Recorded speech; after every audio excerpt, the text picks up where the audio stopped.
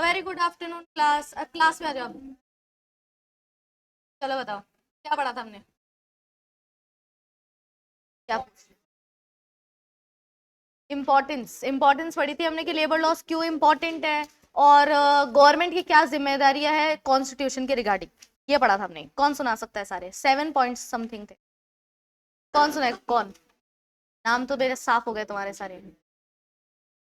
कौन सुनाना चाहेगा? खुद से कौन सुनाना चाहेगा?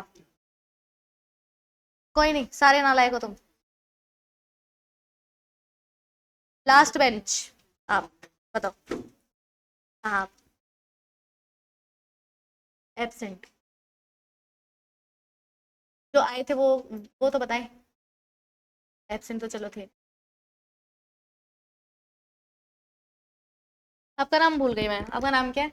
आप पीछे पीछे। हाँ। अवनी, आप बताओ।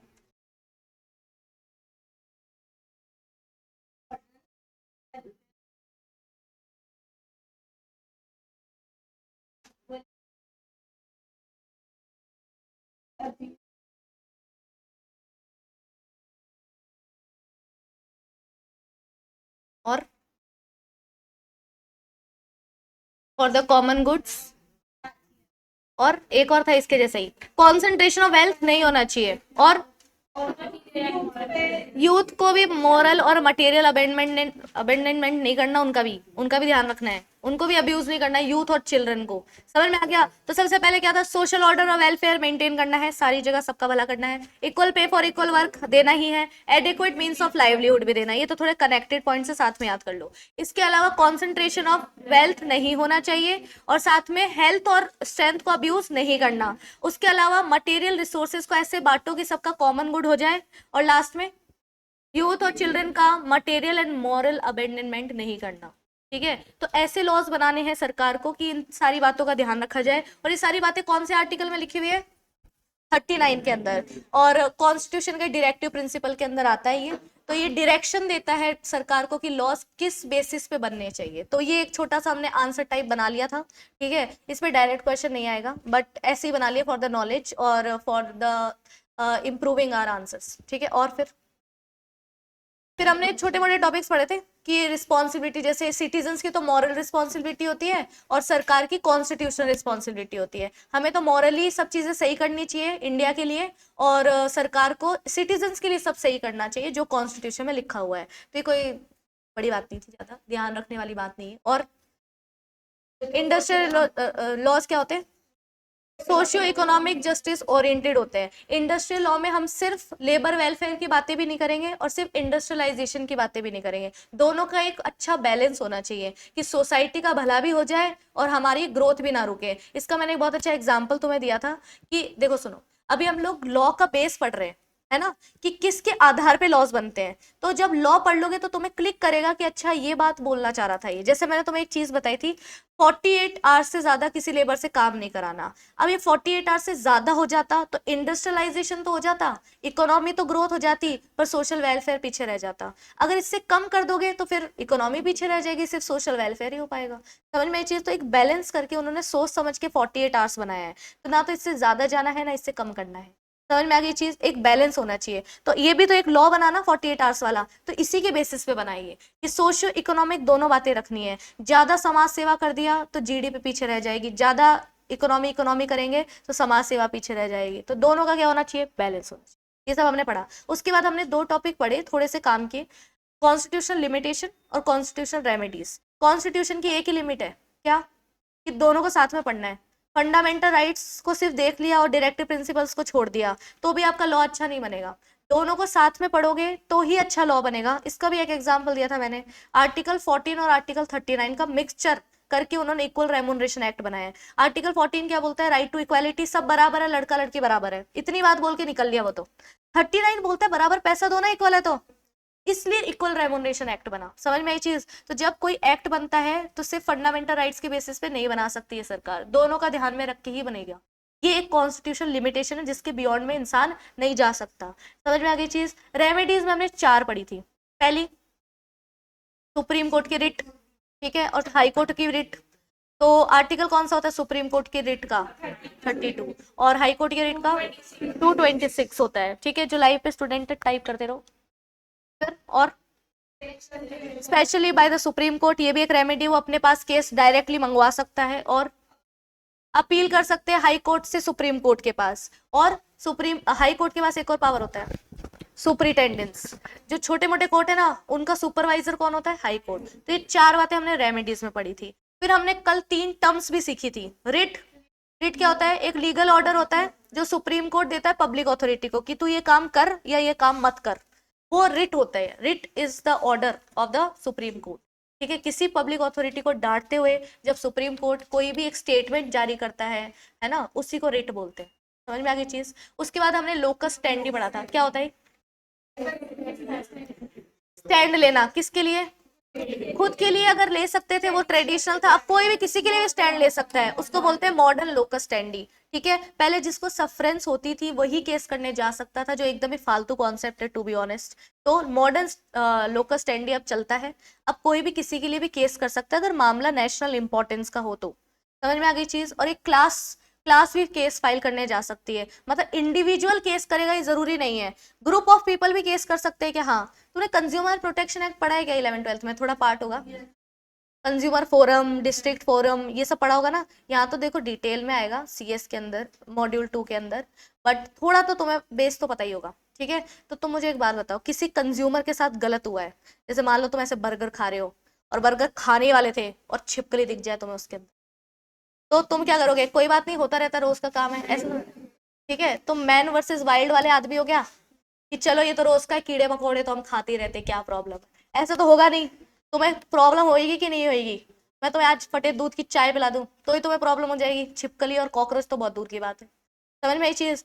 तो बताओ, हम केस फाइल कर सकते हैं कि नहीं कर सकते हैं? लेकिन तुम बहुत गरीब हो, मान लो तुम केस फाइल नहीं कर सकते, मान लो बहुत गरीब हो, तुम पॉकेट मनी को अपने इग्नोर करके खुद को गरीब समझो। ठीक है, तो तुम केस फाइल कर ही नहीं सकते, फीस लगती है वहां पे, तो जाने में एफर्ट्स भी ज्यादा लगते हैं, तुम्हें अपना काम छोड़ के छुट्टी लेके जाना पड़ेगा और फिर फीस देनी पड़ेगी, ये सब तुम्हारे पास पैसे नहीं है। ठीक है, तो कौन करेगा फिर तुम्हारे लिए? Consumer forums, consumer association. ठीक है, तो वो क्या केस फाइल कर सकते हैं क्या? बिल्कुल कर सकते हैं। समझ में आ गई चीज? फिर एक और वर्ड सीखा था हमने, आर्बिट्रेरी। आर्बिट्रेरी मतलब क्या होता है? आर्बिट्रेशन नहीं है वो, आर्बिट्रेशन कोई नहीं बोलेगा उसको, फालतू। फालतू क्या होता है? आर्बिट्रेरी। आर्बिट्रेशन तो क्या होता है? आर्बिट्रेशन क्या होता है?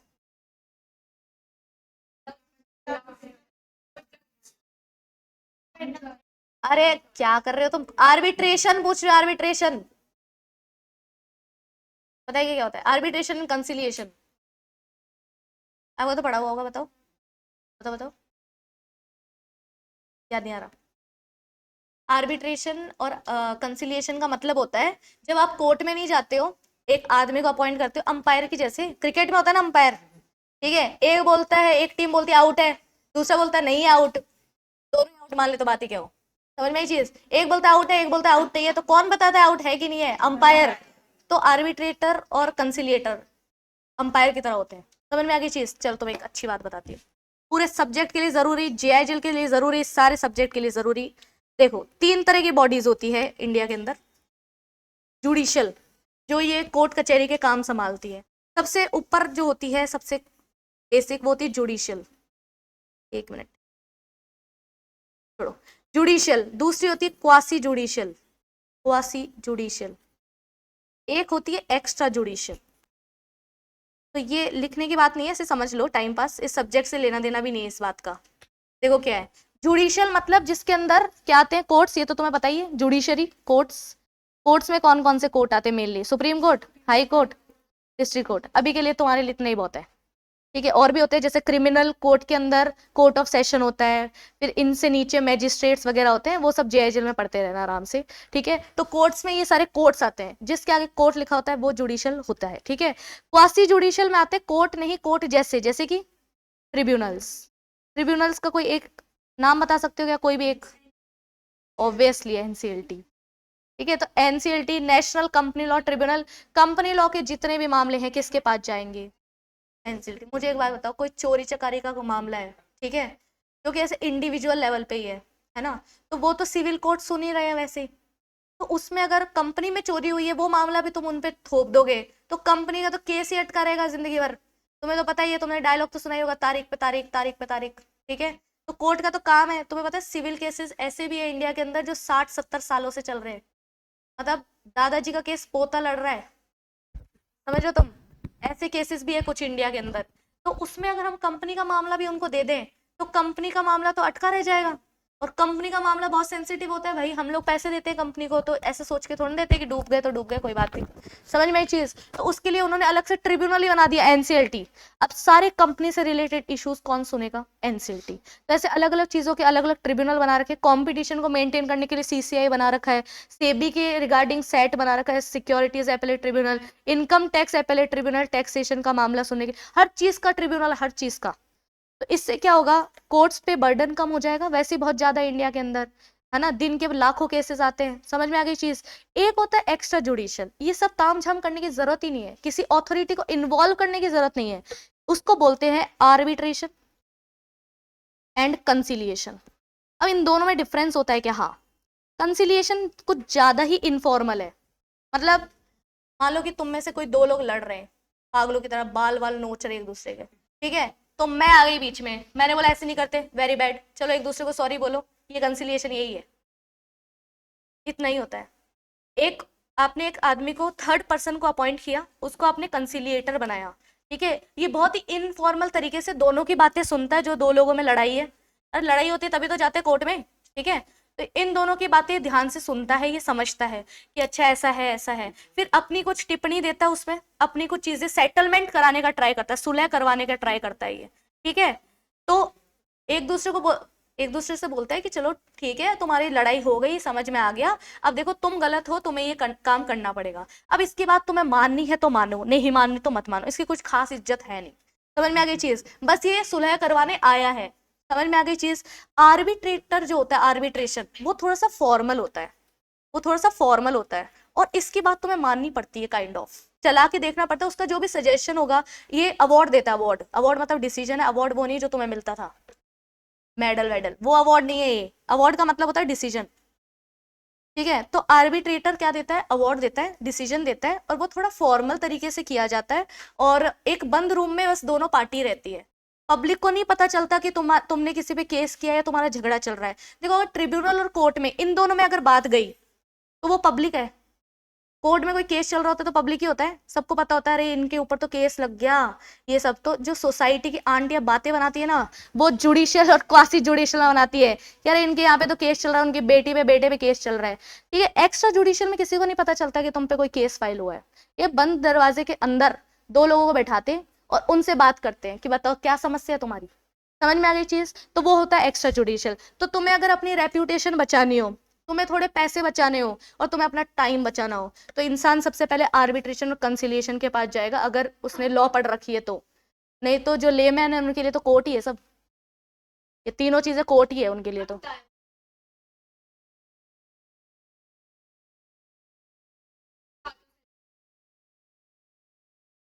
नहीं नहीं, ये इतने बड़े मुद्दे जो होते हैं ना, वो एक्ट के अकॉर्डिंग होते हैं, उसमें कोर्ट कोर्ट ही इन्वॉल्व होता है, उसके अंदर ये लोग नहीं आते। ये तो अपन जो सिविल केसेस पढ़ रहे हैं ना नॉर्मल, उनके अंदर आता है। किसमें? नेगोशिएबल क्या? नेगोशिएबल इंस्ट्रूमेंट का तो कुछ होता ही नहीं है। सिविल सिविल कोर्ट में आएगा वो, ठीक है। अब सुनो अच्छे से, सिविल कोर्ट में जाती है कॉन्ट्रैक्ट, कॉन्ट्रैक्ट के रिगार्डिंग जितनी भी चीजें होगी सारी सिविल कोर्ट में जाती है, कोर्ट की ही बातें हैं वो। तो देखो ना, तुम देख ही लो, कोर्ट में देखो ऑलरेडी कितना कुछ है, तो कैसे जाएगा। लेकिन अगर वो कंपनी से रिलेटेड हो तो एनसीएलटी में चल जाएगा।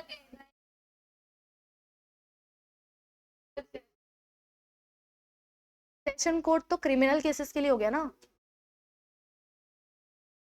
डिस्ट्रिक्ट कोर्ट बिल्डिंग अलग है, लेकिन जैसे मैं तुम्हें एग्जांपल देती हूँ, मान लो जो तुम्हारा एनआई वाला है ना, वो कंपनी से रिलेटेड है, तो फिर वो एनसीएलटी में जाएगा।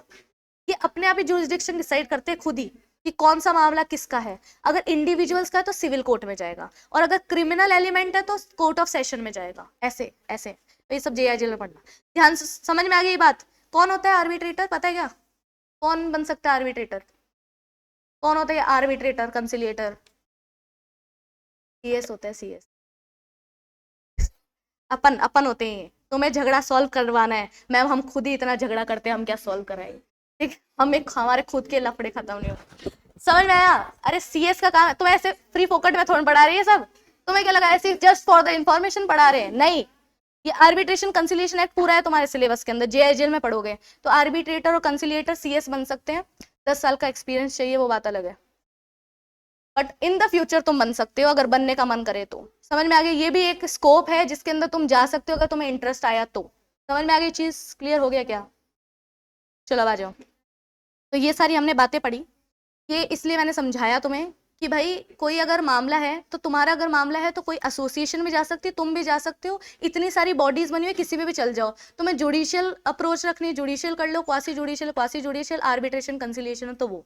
बट समझदारी इसी में है कि सबसे पहले आर्बिट्रेशन कंसिलिएशन में एक्स्ट्रा जुडिशियल में मामला जाता है, उससे नहीं सॉल्व हो पाया तो फिर क्वासी जुडिशियल में जाता है, और फिर तो भाई कोर्ट ही बचे, फिर कोर्ट में जाना पड़ेगा, तुम्हारा सुलझ ही नहीं पा रहा मामला तो क्या करें। समझ में आ गई चीज? अब हमारा देखो प्रॉपर चैप्टर चालू हो रहा है जहां से तुम्हारे क्वेश्चन एक्चुअल में बनेंगे। तो अभी तक हमने जो पढ़ा था वो बस ऐसे जस्ट फॉर द इंफॉर्मेशन ही था। एक दो कमेंट क्वेश्चन मैंने जबरदस्ती के बना रखे हैं और एक दो आंसर भी मैंने जबरदस्ती के बना दिए, तो वो पढ़ते रहना, लेकिन उससे मुझे लगता नहीं है कि आएगा। अब देखो आ जाओ, इसका आंसर तुम खुद ही दोगे मुझे। कैन अ ट्रेड यूनियन, पहले तो क्वेश्चन समझाओगे। Can a trade union move the high court under article 226 to redress the fundamental rights of its members? Trade union क्या होता है? Labour association. जैसे कंज्यूमर के लिए कंज्यूमर एसोसिएशन ना, वैसे लेबर की बात को रखने के लिए क्या बने हुए ट्रेड यूनियन, मोर्चे बोलते हैं ना, ये तो हमारा है ना मजदूरों का मोर्चा है, ठीक है। तो उसका कोई ना कोई हेड होता है, प्रेसिडेंट होता है, और इसके अंदर में मेंबर्स होते हैं। मेंबर्स कौन होते हैं? लेबर्स।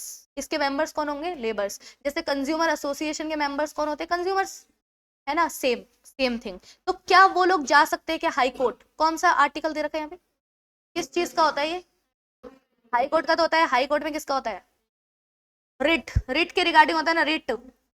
तो क्या अगर किसी मेंबर का, मेंबर मतलब किसी मजदूर का फंडामेंटल राइट खराब कर दिया, तो क्या उसका ट्रेड यूनियन जा सकता है क्या हाई कोर्ट केस फाइल करने? क्यों जा सकता है? कौन सा लोकल स्टैंडी? मॉडर्न। ट्रेडिशनल होता तो नहीं जा पाता, बात खत्म। समझ में आ गई चीज? तो क्या हमने लोकल स्टैंडी पढ़ लिया क्या? अब इसमें लोकस स्टैंडी है नहीं, बट उसका आंसर वहीं से बन रहा है। समझ में आ गई चीज? मॉडर्न लोकस स्टैंडी जो है उसके बेसिस पे कोई एक ग्रुप ऑफ पीपल भी जा सकते हैं। बट सबसे बड़ा क्वेश्चन, फंडामेंटल राइट्स तो सिटीजन्स के होते हैं ना, इंडिविजुअल राइट्स होते हैं, तो ग्रुप कैसे जा रहा है यहाँ पे? कोई नॉर्मल राइट्स तो है नहीं, कंज्यूमर प्रोटेक्शन जैसे, ये तो फंडामेंटल राइट्स है, और फंडामेंटल राइट्स तो इंडिविजुअल को मिलते हैं, ग्रुप को थोड़ी ना मिलते हैं। नहीं सारी मिलते हैं, जा सकते हैं ग्रुप, बोलने की बात है। अरे तो तुम्हें ऐसे कंफ्यूज तो करेगा ही ना क्वेश्चन। ग्रुप सिटीजन से ही बना है, माना ये इंडिविजुअल राइट है, सिर्फ मेरा राइट है, मेरे को अगर मेरा फंडामेंटल राइट खराब हुआ है तो मेरे को ही जाना चाहिए क्योंकि इंडिविजुअल को राइट मिलता है, लेकिन लोकल स्टैंडिंग के अकॉर्डिंग जा सकता है। तो दोनों का इंटरप्रिटेशन करना पड़ेगा, फंडामेंटल राइट और लोकल स्टैंडिंग साथ में। लोकल स्टैंडिंग को हम भूल नहीं सकते ऐसे ही, ठीक है। देखो क्या है, द इशू वाज डिस्कस्ड, बताओ, जयपुर का केस है सबसे पहला ही, ठीक है। राजस्थान हाई कोर्ट, अरे मोस्टली केसेस राजस्थान के, राजस्थान ही बेकार, मैं तो बोलती हूँ। मोस्टली केसेस जो तुम्हारे इसमें दे रखे ना, सारे राजस्थान के आधे तो। देखो क्या है, राजस्थान हाई कोर्ट ने बोला, क्या बोला, किसके अंदर, कौन से केस में? Jaipur division irrigation employees union, trade union का नाम है ये। उन्होंने किस पे केस किया? स्टेट ऑफ राजस्थान पे। तो फंडामेंटल राइट में एक चीज याद कर लो, सरकार पे केस होता है, इंसानों पे नहीं होता, गवर्नमेंट पे केस होता है। अब राजस्थान का केस है तो राजस्थान गवर्नमेंट पे करेंगे। तो देखो आगे क्या लिखा हुआ है, state of Rajasthan and others. तुमने लीगल एप्टीट्यूड में थोड़ी चीज पढ़ी होगी कि पहले जिसका नाम आता है उसको हम क्या बोलते हैं? प्लेंटिफ, जिसको आपत्ति होती है, जिसने प्लेंट फाइल करी है, ठीक है। कंप्लेंट जिसको होती है उसको प्लेंटिफ बोलते हैं। समझ में आ गई चीज? और जिसको खुद को डिफेंड करना है उसको डिफेंडेंट बोलते हैं, इसका नाम हमेशा पीछे आता है। समझ में आ गई क्या चीज? तो सबसे पहले किसने किस पे केस किया? यूनियन ने सरकार पे केस किया। और सरकार पे क्यों किया? क्योंकि फंडामेंटल राइट खराब कर दिया था। समझ में आ गई चीज? तो देखो केस का नाम याद करना है क्या? बिल्कुल याद करना पड़ेगा इसको, सारे मत करना, जो मैं बताऊं वो तो कर ही लेना, ठीक है। मतलब इसमें बहुत सारे केसेस हैं तो सारे तो हम नहीं याद कर सकते हैं, ठीक है।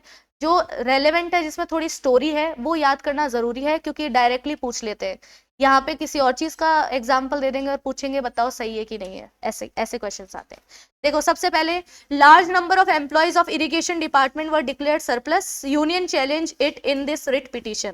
ध्यान से सुनना, इसमें क्या हुआ था केस के अंदर। अब देखो सबसे बड़ी समस्या, जो स्टूडेंट्स एलएलबी कर रहे होते हैं ना, मतलब प्रॉपर लॉ ही पढ़ रहे हैं वो अगर, ठीक है, तो उनके केसेस होते हैं 4 से 5 पेजेस के। मतलब केस फाइल होने से, इशू रेज होने से, केस फाइल होने से लेके पूरा उस केस में क्या चला, ट्रायल में क्या क्या हुआ क्या नहीं हुआ, कैसे वापस से उन्होंने कुछ चीजों को कंसिडर किया, क्या चीजों को उन्होंने हटाया क्या लगाया, ये सब करके और लास्ट में जो जजमेंट आती है, ये पूरा दे रखा होता है उनके सिलेबस में। तो उनको केस आता है अच्छे से समझ। अब तुम्हें इतना डिटेल में क्यों पढ़ा है, तुम्हें लॉयर थोड़ी ना बनना है, तुम्हें तो सीएस बनना है। समझ में ये चीज, तो तुम्हारे सिलेबस में केस पूरे डाल ही नहीं रखे, तुम्हें सिर्फ जजमेंट डाल रखा है, और जजमेंट हमें समझ में आती नहीं। समझ में आ रहा है मैं क्या बोल रही हूँ। तो जजमेंट को समझने के लिए थोड़ा सा बैकग्राउंड में तुम्हें बताऊंगी, अच्छे से सुनना उसको, ठीक है। देखो इसमें क्या हुआ था, कुछ लेबर्स थे, ठीक है। अब एक सीधा सा प्रिंसिपल होता है कि अगर आप किसी को काम से निकाल रहे हो ना, तो उनको नोटिस दे के निकालो, पहली चीज, और उनको थोड़ा सा कंपनसेशन दो। अगर तुम्हें ऐसा लगता है कि लेबर थोड़े ज्यादा पड़ रहे हैं और तुम्हें कॉस्ट कटिंग करनी है, देखो बिजनेस करने के दो ही तरीके होते हैं, क्या, या तो अपनी इनकम बढ़ा दो या अपने खर्चे कम कर लो, और कोई तरीका नहीं है। बिजनेस का क्या, घर चलाने का भी ये तरीका है, नॉर्मल सी चीज है। या तो तुम अपने खर्चे कम कर दो, ठीक है, या अपनी इनकम बढ़ा लो, दोनों अप्रोच सही है कहीं ना कहीं, ठीक है। तो देखो अगर बिजनेस में तुम्हें ऐसा लग रहा है कि हमने 10 लेबर रखे हुए हैं जबकि काम तो 4 का ही है, 6 हमने फालतू में रखे हुए हैं, तो 6 को फालतू में हम क्यों पाल रहे हैं, तो तुम 6 को निकाल सकते हो क्या काम से, हाँ निकाल सकते हो, लेकिन तमीज से। पहले तुम्हें नोटिस देना पड़ेगा ताकि वो कहीं और जॉब ढूंढ सके, नंबर 1 थिंग। सेकंड, तुम्हें थोड़ा सा उनको कंपनसेशन देना पड़ेगा इस बात का, क्योंकि वो तो एक ही दिन में बेरोजगार हो गए, उनको पता ही नहीं चला। समझ में आ गई चीज, बड़ी बड़ी कंपनियां करती है ये रिट्रेंचमेंट वगैरह, तो ये तो क्या चीज है, ये तो इरिगेशन एम्प्लॉयज है वैसे भी, तो इनके तो जॉब सिक्योरिटी वैसे ही नहीं है। समझ में आ गई चीज। तो अब इनका राइट खराब हुआ, क्योंकि और इन्होंने गवर्नमेंट के अगेंस्ट केस इसलिए भी किया है क्योंकि एम्प्लॉयर गवर्नमेंट थी, गवर्नमेंट सर्वेंट्स है ये लोग जिनको निकाला, ठीक है, गवर्नमेंट के अंदर आते थे ये, तो केस गवर्नमेंट भी करेंगे, एम्प्लॉयर ही इनका गवर्नमेंट है। तो समझ में आ गई चीज। तो इन्होंने बोला कि देखो हमारा fundamental right, right to work, equality सब खराब किया है इन्होंने, ठीक है। हम लोगों को पहले नोटिस नहीं दिया, ना कंपनसेशन दिया, ऐसे सरप्लस डिक्लेयर करके निकाल दिया। तो अब लेबर खुद अकेले नहीं जा पाए जिनको निकाला, क्योंकि वो तो गरीब थे, तो उनका यूनियन गया रिट पिटीशन लेके कि ऐसे नहीं कर सकते। तो जो सिंगल बेंच थी अपने हाई कोर्ट की, उन्होंने बोला कि तुम्हारी तो पिटीशन ही बेकार है, not maintainable, holding that the fundamental rights of the individuals are not the rights of the union. Union का राइट नहीं है, इंडिविजुअल्स का राइट है। तो हाई कोर्ट के सिंगल बेंच ने उनकी एप्लीकेशन रिजेक्ट ही कर दी, सुनी नहीं उनकी बात। उन्होंने बोला तुम ग्रुप कैसे लेके आ रहे हो, ये तो तुम्हारी पिटीशन ही बेकार है, यूनियन कैसे केस कर सकता है, जिनको निकाला है वो खुद केस करे, ठीक है। फिर डिवीजन बेंच ने बोला तुम्हारा दिमाग खराब तो नहीं है कहीं, तो अपील गई, उन्होंने बोला मैं तुम्हें नहीं बोल रही, ठीक है, अपील गई अपील। तो डिवीजन बेंच ने बोला, रिवर्स किया इस चीज को और वापस से भेजा सिंगल बेंच वालों के पास। उन्होंने बोला ये एप्लीकेशन बिल्कुल सही है, आप केस मेरिट पे डिसाइड करिए, ठीक है। ऐसे क्या है, तुम्हारे पास एप्लीकेशन है तुमने रिजेक्ट कर दिया, ऐसे कैसे। यूनियन बिल्कुल केस फाइल कर सकता है, लोकस स्टैंडी है, ठीक है। आप इनको सुनो समझो, जो मुद्दा है उसके बेसिस पे अपना जजमेंट दो, रिजेक्ट मत करो एप्लीकेशन। समझ में आ गया, इतना ही केस था, क्लियर हो गया। तो इसमें कौन सा प्रिंसिपल लगा अपना, लोकस स्टैंडी। कोई भी किसी के लिए भी केस फाइल कर सकता है, एक ग्रुप भी केस फाइल कर सकता है, बस इतना ही था इसमें काम की बात, क्लियर हो गया। अब देखो आ रहा है हमारा प्रॉपर लोकस स्टैंडी की डेफिनेशन, ऊपर लिखो, लिखोगे तो कहाँ पे, तो शॉर्ट नोट आ सकता है on locus standi, short note on locus standi, short note है लोकस स्टैंडी भी। अब इस केस का नाम याद हो पाए तो कर लेना, नहीं तो कोई बात नहीं। यहां से डेफिनेशन स्टार्ट है, यहां से।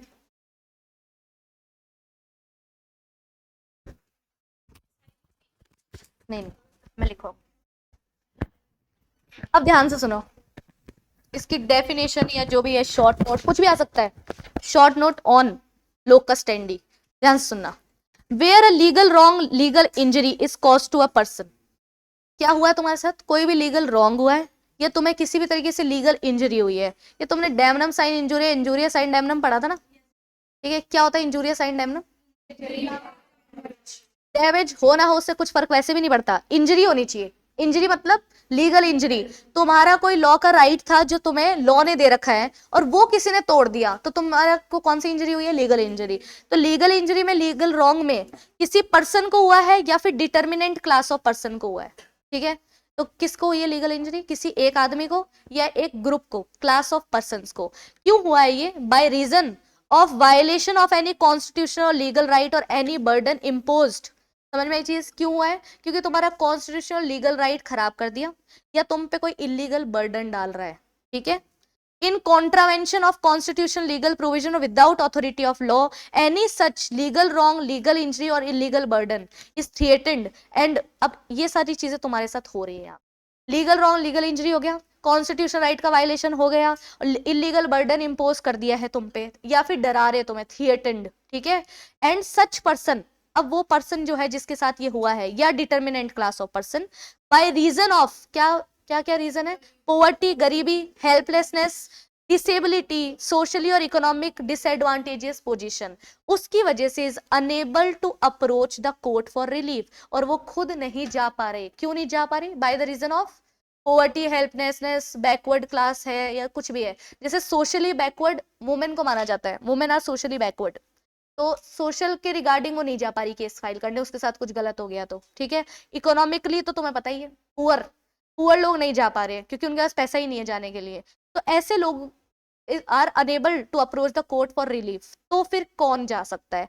Any member of the public. कौन? Any member of the public, कोई भी पब्लिक का मेंबर उठ के जा सकता है। Can maintain an application, application लगा सकता है। किस चीज के लिए एप्लीकेशन लगाएगा? या तो कोई डायरेक्शन के लिए या ऑर्डर के लिए, या फिर फंडामेंटल राइट्स है तो रिट के लिए। अब रिट तुम्हें पता है दो ही आर्टिकल में आती है, या तो आर्टिकल 226 और या फिर आर्टिकल 32।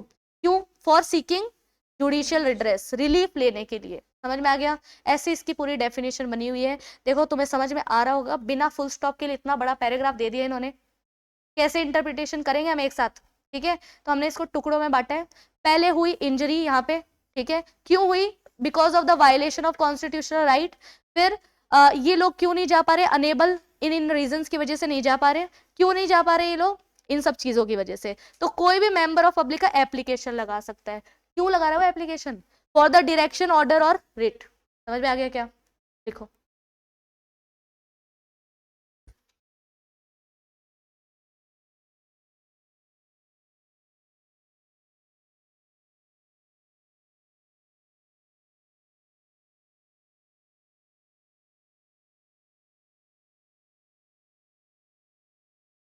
मॉडर्न वाला ही है। ट्रेडिशनल वाला तो ऊपर लिखा होता ना, ट्रेडिशनल वाला ये मैंने बताया नहीं शायद। ट्रेडिशनल वाले में चेंजेस आ गए बहुत सारे, ठीक है? अब PIL और इन सब का जमाना है, तो ट्रेडिशनल वाला गया काम से, हटा दो चाहे मत पढ़ना।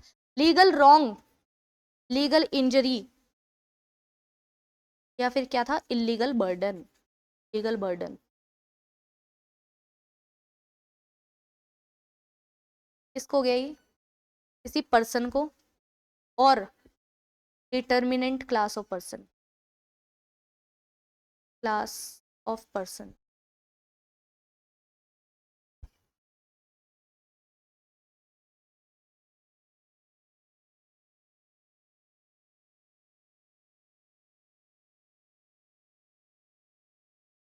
Due to violation of constitutional और कॉन्स्टिट्यूशनल लीगल राइट और legal right.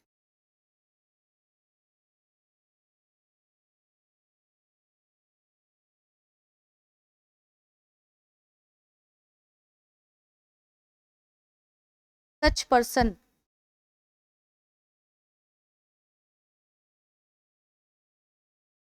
Bye reason of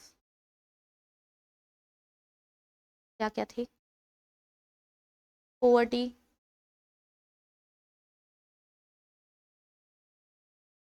socially and economically disadvantageous,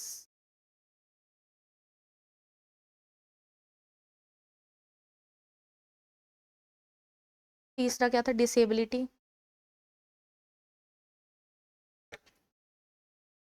बस ये था। हेल्पलेसनेस भी लिख लो, हेल्पलेसनेस।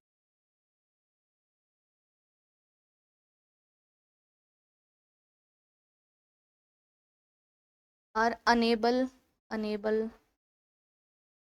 To approach court.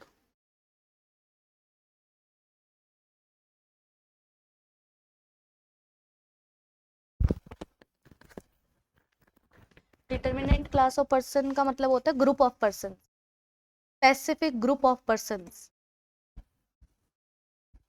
से कुछ हमने गरीबों के लिए कुछ गलत कर दिया तो जितने भी लोग स्लम एरिया वाले होंगे वो करेंगे कि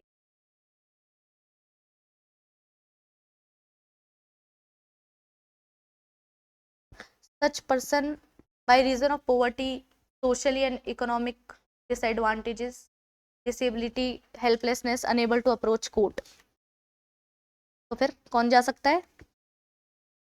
any member of public, any member of public, member of public.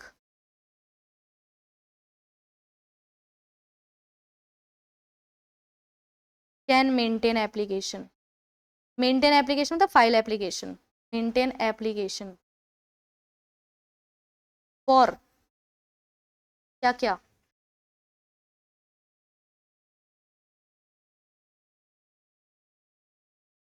Writ के लिए, ऑर्डर के लिए, डायरेक्शन के लिए। डायरेक्शन में बस वार्निंग देते हैं, ऑर्डर में प्रॉपर ऑर्डर है, और रिट फंडामेंटल राइट्स के रिगार्डिंग होता है, किसी के लिए भी वो जा सकता है। और रिट्स अपने दो आर्टिकल्स में आएगी, आर्टिकल 32 और article for seeking judicial redress, judicial redress. ये लो विथ लैंग्वेज और पॉइंट्स भी बन गए हमारी। अरे लिख लो इसको, थोड़ा सिंप्लीफाई करके याद करेंगे तो पैराग्राफ याद हो जाएगा। शॉर्ट नोट आ सकता है इस पे, अच्छा पॉइंट है।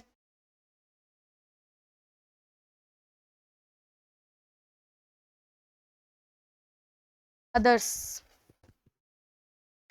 देखो ऐसे शॉर्ट फॉर्म तुम्हें मिलेगी ORS एंड ANOR, तो ये होता है अदर्स, ये होता है अनदर। तो ऐसे शॉर्ट फॉर्म लिख सकते हैं क्या एग्जाम में? वैसे तो देखो शॉर्ट फॉर्म नहीं लिखते एग्जाम में, इसकी तुम लिख सकते हो क्योंकि ये तो खुद कोर्ट ही ऐसे लिखते हैं, तो हम कौन होते फुल फॉर्म लिखने वाले, हम लिख सकते हैं शॉर्ट में। बट वैसे एग्जाम में शॉर्ट फॉर्म यूज मत कर लेना, मार्क्स कटते हैं उसके। कुछ लोग कंपनी को कंपनी लिख देते हैं, ऐसे नहीं लिखना, कंपनी पूरा लिखना है, कंपनी। ठीक है, कंपनीज एक्ट, कंपनीज एक्ट, ये क्या तरीका हुआ एक्ट का नाम लिखने का? कंपनीज पूरा लिखो, और द भी लगाओ, इज्जत दो उसको, द कंपनीज एक्ट 2013, ऐसे पूरा लिखना पड़ेगा तमीज से। ठीक है, तो ऐसे छोटे नाम नहीं करने किसी के भी। बट इसमें कर सकते हो ORS एंड ANOR, ये सब कर सकते हो। गए याद? देखो क्या है, सबसे पहले क्या है, legal wrong, legal injury, illegal burden, वो हो रहा है किसी पर्सन पे या फिर ग्रुप ऑफ पर्सन पे due to the violation of rights. ठीक है, तो और such person by reason of these reasons unable to approach the court, so any member of the public can maintain application for writ, order or direction or for seeking judicial redress। हो गया याद? बस लिख लिया क्या सबने? अब हमारे चालू हो रहे फंडामेंटल राइट्स फाइनली।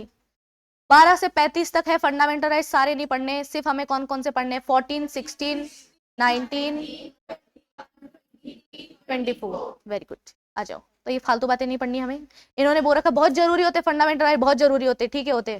ठीक है, तो पार्ट 3 में है फंडामेंटल राइट्स, पार्ट 4 में क्या है, डायरेक्टिव प्रिंसिपल, और दोनों को साथ में पढ़ना होता, आइसोलेशन में नहीं पढ़ना होता, पता है मैं ये बात, तो इसको कट कर सकते हैं हम।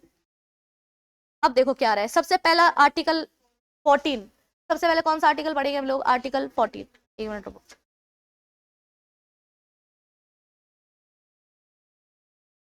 प्रॉपर्टी,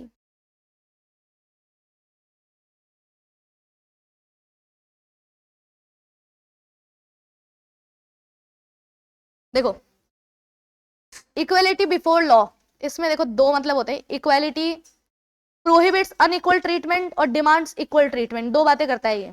ठीक है, अब इसे समझने की बात है, इसमें याद जो करना है वो मैं तुम्हें अलग से बता दूंगी, जो तुम्हें लिखना ही है एग्जाम में, ये समझने की बात है, उसको समझ लेते हैं हम लोग। देखो दो चीजें इसके अंदर आती है इक्वालिटी बिफोर लॉ के अंदर, इक्वालिटी के अंदर, राइट टू इक्वालिटी के अंदर, राइट टू इक्वालिटी, आर्टिकल 14 क्या बोलता है कि एक तो तुम अनइक्वल ट्रीटमेंट मत करो, किसी के डिस्क्रिमिनेशन मत करो, एक सबको इक्वल ट्रीट करो। तो नेगेटिवली बोलता है कि डिस्क्रिमिनेशन मत करो, और पॉजिटिवली बोलता है कि सबको इक्वली ट्रीट करो। ठीक है, दो बातें ये करता है। दो कॉन्सेप्ट इसमें, इक्वालिटी बिफोर लॉ और इक्वल प्रोटेक्शन ऑफ लॉ। क्या डिफरेंस है दोनों में? पढ़ा हुआ है तुम्हारा सीएसईटी में, कोई नई बात तो पढ़ रहे नहीं हम, बताओ।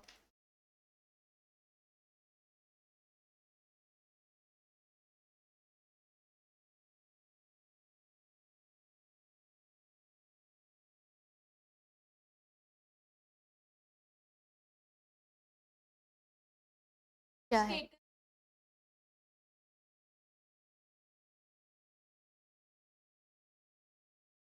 चलो एग्जांपल दो, इक्वालिटी बिफोर लॉ क्या है? अरे सब बराबर है, और क्या है? मैं आज कोई लॉ बना रही हूँ तो ऐसे थोड़ी ना बनाऊंगी लड़कों के लिए अलग, लड़कियों के लिए अलग। सब बराबर है। लॉ की नजर में क्या है? सब बराबर है, वो एक equality before law. Equal protection of law क्या है? एक जैसे होने चाहिए, यही इक्वल प्रोटेक्शन मतलब। मेरी बात ध्यान से सुनना, मैं तुम्हें एक चीज पूछ रही हूँ, मेरे को उसका जवाब देना, अपने आप समझ में आ जाएगा। ठीक है, मान लो इस तरफ वाली जो रो है वो अभी अभी लंच किया उन्होंने, और इधर वाली जो रो है वो 4 दिन से भूखी है। ठीक है, तो 4 दिन से कुछ नहीं खाया तुमने, कुछ नहीं खाया, ऐसे घूम रहे हो, ऐसी क्लास लिए जा रहे हो बिना कुछ खाए, इस वाली रो। और ये वाले ना अभी लंच किया, अभी लंच में इन तुम लोग इनको चिड़ा चिड़ा के खा रहे थे। समझ में ये चीज? बताओ। ठीक है, ये है तुम्हारा कॉन्सेप्ट अभी। ठीक है, अब मैं सबको पिज्जा पार्टी दे रही हूँ, मान लो, नहीं दूंगी। ठीक है, मान लो पिज्जा पार्टी दे रही हूँ, रैंक लाओ फिर दूंगी। अब सुनो अच्छे से, रैंक तो कैसे लाओगे? तुम पास अच्छे से हो, अच्छे मार्क्स से। अब देखो, जैसे मान लो कि पिज्जा पार्टी में दे रही हूँ, है ना, और सबको एक एक स्लाइस बांटने का मैंने सोचा है। ठीक है, बट मुझे पता चला है कि ये तो अभी लंच करके बैठे और ये लोगों ने 4 दिन से नहीं खाया। तो तुम्हें क्या लगता है मेरे को क्या करना है?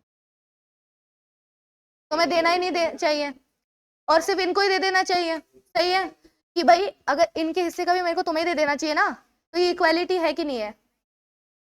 क्या मैंने डिस्क्रिमिनेशन किया क्या? हाँ, इक्वालिटी तो नहीं है ये, इसको बोलते हैं इक्वल प्रोटेक्शन। सरकार का काम इक्वालिटी नहीं करना है, सरकार का काम है जो अनइक्वल है उनको इक्वालिटी की तरफ लेके जाना है। तो सरकार क्या करेगी? उनको ही देगी पिज्जा, तुम्हें नहीं देगी। तो ये डिस्क्रिमिनेशन नहीं है, इसको बोलते हैं equal protection of law.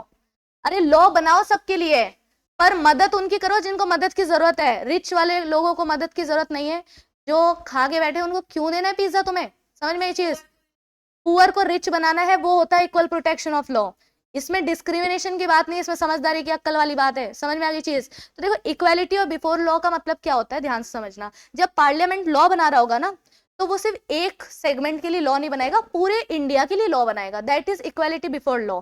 Equal protection of law मतलब प्रोटेक्ट उनको करो जिनको जरूरत है, और उसको डिस्क्रिमिनेशन नहीं बोलेंगे। समझ में आ गई चीज? क्लासिफिकेशन बोलेंगे। वेरी गुड, समझ में आ गया? ये होता है इक्वल प्रोटेक्शन ऑफ लॉ। अब ध्यान से सुनो, एआईजेल की बातें पढ़ ली। ये जो लाइन है जो तुम्हें दिख रही होगी, ये है आर्टिकल 14, और यही याद करनी है। याद करने का मतलब तुम समझते हो, समझना हमें सब कुछ है, पर याद हम कुछ ही चीजें करेंगे, क्योंकि ज्यादा सारी चीजें हम याद कर भी नहीं सकते। तो ठीक है, तो जो सच में रट के जानी है वो ये लाइन है। The state shall not deny to any person equality before law और the equal protection of laws within the territory of India. India की जमीन पे जो भी खड़ा है उसको सरकार मना नहीं कर सकती इक्वालिटी बिफोर लॉ के लिए, या फिर equality of protection of law के लिए। समझ में आ गई चीज? ये आर्टिकल 14 की बात है, यही स्टेटमेंट याद करना है। बाकी के आगे पीछे जो भी दिख रहा है इग्नोर मार दो उसको, इग्नोर। पहली बात तो हम जेआईजेल नहीं पढ़ रहे, दूसरी बात हम जेआईजेल में कॉन्स्टिट्यूशन भी नहीं पढ़ रहे हैं, तो हमें पूरा आर्टिकल याद करने की क्या जरूरत है? हम लेबर लॉज पढ़ रहे हैं। समझ में आ रहा है मैं क्या बोल रही हूँ? तो आर्टिकल 14 डिटेल में वहां पे याद करना पड़ेगा। यहाँ पे जस्ट फॉर द सेक कि हमें दे रखा है, इसलिए हम एक लाइन याद करके जा सकते हैं। और ट्रस्ट में, कॉन्स्टिट्यूशन पढ़ने के बाद ये लाइन यहाँ पे पढ़ने की जरूरत ही नहीं पड़ेगी, वहां पे पूरा आर्टिकल 14 याद करना पड़ेगा, तो उसमें से एक लाइन तो यहाँ चिपका ही सकते हो। बट अभी के लिए तो याद करोगे ना, तो याद कर लो इसको। State shall not deny to any person equality before law और equal protection of law within the territory of India. ये within the territory of India मतलब क्या है? तो कोई टेररिस्ट आएगा उसको भी मिलेगा क्या ये? हाँ मिलेगा, टेररिस्ट को भी मिलता है आर्टिकल 14।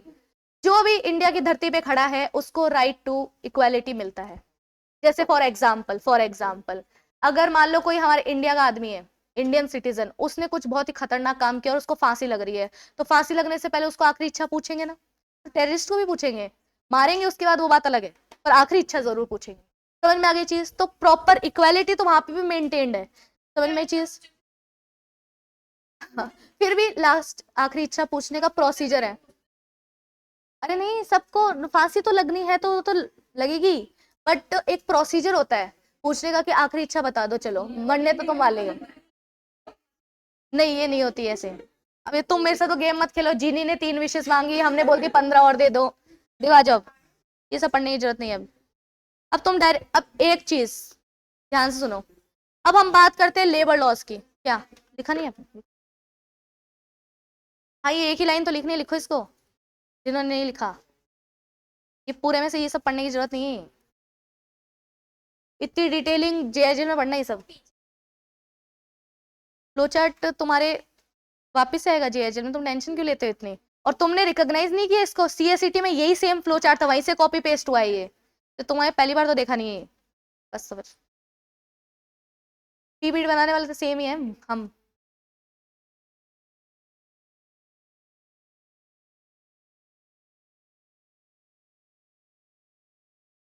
अच्छा, ये जो नीचे लिखे हुए इनको रीड भी नहीं करे क्या? नहीं, रीड भी नहीं करना इसको। आर्टिकल 14 कितना डिटेल्ड है तुम्हें पता है?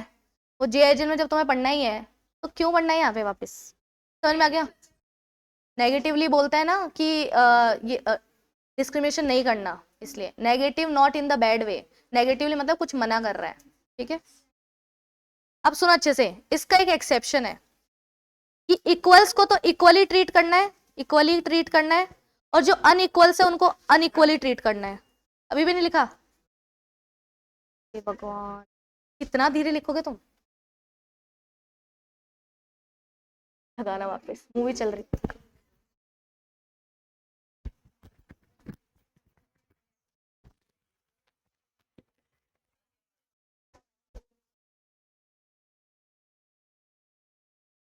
अब देखो, ये आर्टिकल 14 तुम्हारे एग्जाम में नहीं आएगा, तुम्हारे एग्जाम में आएगा आर्टिकल, एक लेबर के साथ गलत हुआ है तो बताओ ये आर्टिकल 14 में इसका कैसे डील होगा। तो आर्टिकल 14 एक लाइन में समझाना, इससे ज्यादा उसको इज्जत देने की जरूरत नहीं है। लेबर के बारे में ज्यादा लिखना है, हम लेबर लॉस पढ़ रहे हैं, हम लोग कॉन्स्टिट्यूशन नहीं पढ़ रहे।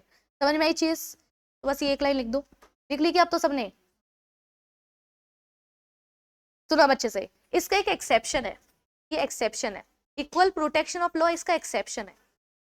इक्वल को इक्वली ट्रीट करना है, अनइक्वल को अनइक्वली ट्रीट करना है। मतलब एक बार बताओ, अगर मैं इन ये वाली जो रो है, जो 4 दिन से जिन्होंने खाना नहीं खाया, उनको अगर पिज्जा बांट रही हूँ, तो मैंने सिर्फ लड़कियों को पिज्जा बांटा, लड़कों को नहीं बांटा, क्या ये डिस्क्रिमिनेशन है? क्या ये है? क्योंकि इक्वल्स को मैंने अनइक्वली ट्रीट कर दिया, दैट्स नॉट अलाउड। इक्वल्स को इक्वली ट्रीट करना है, लेकिन जब मैंने अनइक्वल्स को और इक्वल्स को डिफरेंटली ट्रीट किया, वो अलाउड है क्या? हाँ।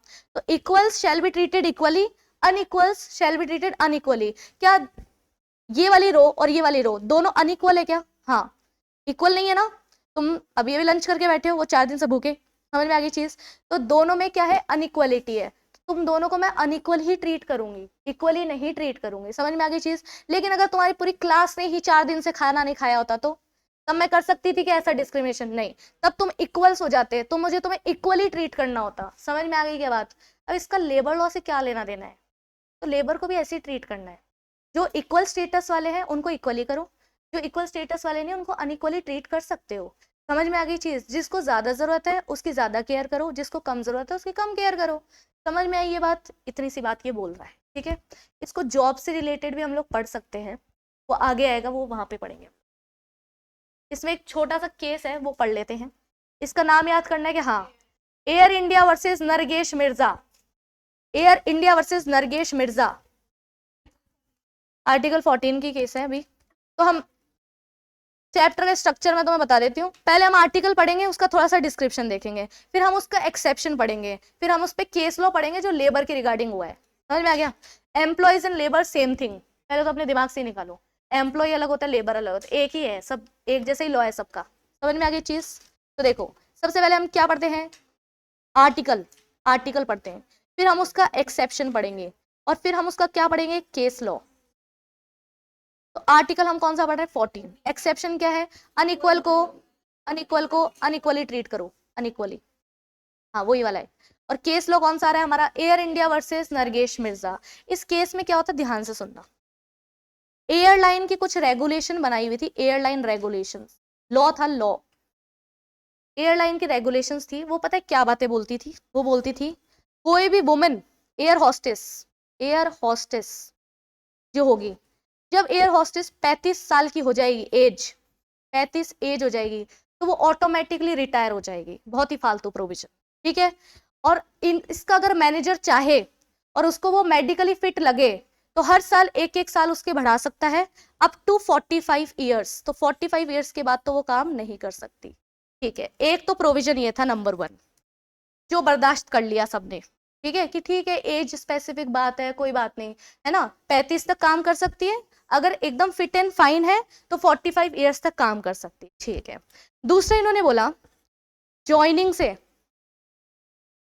4 साल के अंदर अंदर अगर शादी हो गई, मैरिज, तो भी रिटायर हो जाएगी। ये बात हमें अच्छी नहीं लगी बिल्कुल भी। ये क्या है, तो ये लड़कों पे भी लगाओ ना ये सब, ठीक है। तो ज्वाइनिंग से 4 साल में अगर शादी हो गई तो शादी होते ही रिटायर हो जाएगी। चलो फिर इसको भी हमने थोड़ा इग्नोर मारा। तीसरे में तो हमारा दिमाग ही खराब हो गया एकदम, फर्स्ट प्रेगनेंसी पे रिटायर हो जाएगी, फर्स्ट प्रेगनेंसी पे रिटायर ही हो जाएगी, रिटायरी, काम ही नहीं कर सकती, फिर एयर हॉस्टेस ही नहीं बन सकती। ये क्या बदतमीजी है। तुम्हें पता है ना, प्रेगनेंसी में एक एक्ट बना हुआ है, मैटरनिटी बेनिफिट एक्ट। आपको घर बैठे बैठे सैलरी देनी पड़ती है वुमेन को, और आप उसको निकालने की बातें कर रहे हो। वेरी नाइस, ठीक है। तो हमने क्या बोला, ये एकदम ही अनकॉन्स्टिट्यूशनल है, आर्टिकल 14 का वायलेशन है, क्योंकि ये सब प्रॉब्लम लड़कों के साथ नहीं हो रही है। तो जेंडर डिस्क्रिमिनेशन क्यों फैला रहे हो, जो क्रू मेंबर्स है या जो पायलट वगैरह उन पे तो नहीं है ये सब, तो फिर ये सब क्यों कर रहे हो। मैरिज कब से ग्राउंड होने लग गया रिटायरमेंट का, प्रेगनेंसी तो ग्राउंड हो ही नहीं सकता रिटायरमेंट का। प्रेगनेंसी में तो अलग अलग तरह के एक्ट बने हुए इंडिया के अंदर, कि पहली बात तो प्रेगनेंसी में आप निकालोगे नहीं, मैटरनिटी लीव पे भेजोगे और उसके पैसे दोगे घर पे बैठे बैठे। वुमेन काम पे नहीं जाएगी तो भी आपको पैसे देने हैं वुमेन को, ऐसे एक्ट बने हुए इंडिया में। और उस कंट्री के अंदर तुम ये बोल रहे हो कि फर्स्ट प्रेगनेंसी में रिटायर ही। अच्छा, तो फिर क्या करें इसका, इस रेगुलेशन को क्या करें, हटाना पड़ेगा। तो ये रेगुलेशन को स्ट्रक डाउन किया गया, क्योंकि ये क्या थी, आर्बिट्रेरी थी, फालतू थी, ठीक है। दूसरा अनकॉन्स्टिट्यूशनल थी। अनकॉन्स्टिट्यूशनल क्यों थी, वायलेशन था क्योंकि इसमें किसका, ऑफ आर्टिकल 14। तो ये 4 बातें रट लो अच्छे से। स्ट्रक डाउन द रेगुलेशंस, ठीक है, unconstitutional because it was violative of article 14, है ना, और आर्बिट्रेरी थी, फालतू थी, इसलिए उसको हटा दिया गया। समझ में आ गई चीज। तो देखो एम्प्लॉयज में लड़का लड़की दोनों आ रहे थे। लड़कियों के रिगार्डिंग था कि मैरिज 4 साल में शादी होगी तो रिटायरमेंट, प्रेगनेंसी पे रिटायरमेंट, और लड़कों पे ये सब चीजें नहीं थी। ऑब्वियसली प्रेगनेंसी वाली तो हो भी नहीं सकती, पर मैरिज वाली भी नहीं थी और एज वाली भी नहीं थी, ठीक है। तो बुरा लगा, उन्होंने बोला जेंडर डिस्क्रिमिनेशन, ये तो साफ साफ, तो उन्होंने केस फाइल किया, ठीक है। और फिर बाद में उसको हटाया गया कि ये सब फालतू रेगुलेशन तुम अपने एयरलाइंस के अंदर कैसे बना सकते हो। हमने जो सेंट्रल एक्ट बना रखा है उसको फॉलो करो ना, हमने मैटरनिटी बेनिफिट एक्ट ऐसे मजाक में थोड़ी बना रखा है, वो सब फॉलो करो, अपनी रेगुलेशन फालतू क्यों बना रखी है। समझ में आ गई चीज। तो ये था पूरा केस, समझ में आया कि नहीं आया, आ गया। तो इसको हम लोग कल वापस से पढ़ेंगे थोड़ा सा, और इसका एक और केस है वो भी वापस से पढ़ेंगे। तुम्हारा होमवर्क है इन 2 केसेस का नाम याद करना, चलो करो। Air India versus Nargesh Mirza और डीएस नकारा आदमी वर्सेस यूनियन ऑफ इंडिया। ये 2 इसमें केसेस पढ़ने में आर्टिकल 14 के, इनके सिर्फ नाम रट के आ जाना। समझ में आ गई चीज। स्ट्रक डाउन, इसको मैं ओपन ही करके जा रही हूँ। Struck down, arbitrary, unconstitutional, violative of article 14। कल लिखेंगे वैसे हम लोग, बट नाम याद करके आ जाना। Thank you.